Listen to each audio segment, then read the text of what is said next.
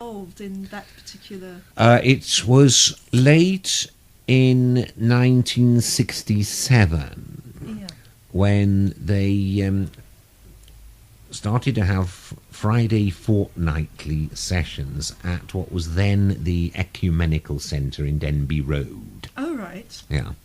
And, these were experimental arts sessions. So were they music, or did they do other arts? Oh, it embraced all art form,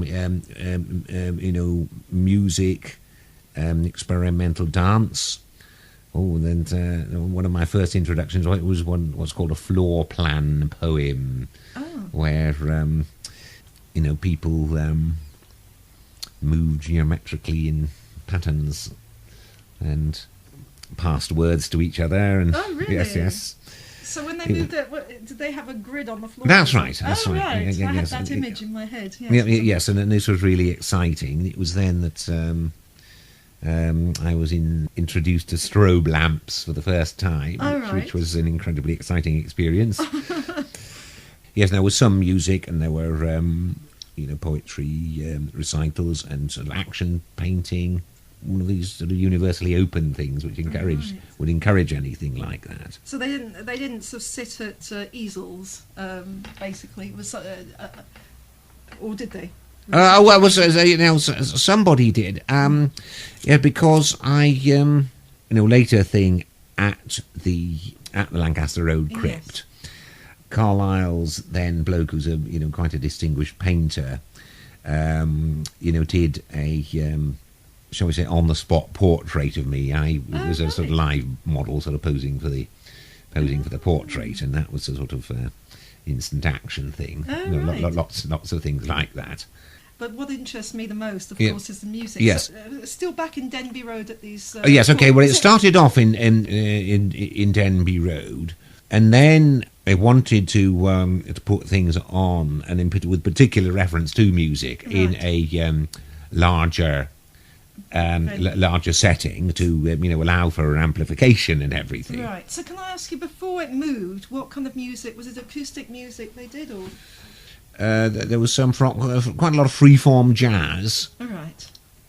Don't know if you ever heard of the People Band. No, but I'm sure lots of people. It had a sort of freeform, very wild freeform jazz outfit. And it was originally related to the People Show, which you may have heard of. A very wild, lively experimental drama, which which started in the 60s. They had some of their first sessions in the what was then Better Books in Charing Cross Road. And so, so there, a lot of these things were connected. So as part of a whole movement, I mean, nothing happens in isolation. All these No. All these things of connection, and it was a time when the Drury Lane Arts Lab, the Middle Earth, and UFO, and there's quite a circuit, and most of the people that did those places did the Notting Hill Arts and Community Centre. Right. When it moved to the crypt, there was more space put on the heavy amplified stuff there. And what bands did you see there?